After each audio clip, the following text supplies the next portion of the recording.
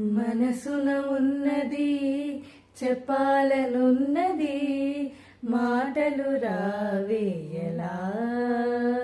మాటున ఉన్నది ఓ మంచి సంగతి బయటికి రాదేయలా.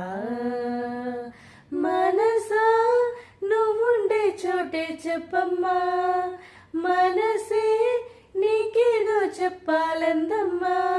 నిన్న మొన్న ఈ వైనం నాలో లేదమ్మా, ఈ రోజేదో ఆనందం చంపేస్తోందమ్మా.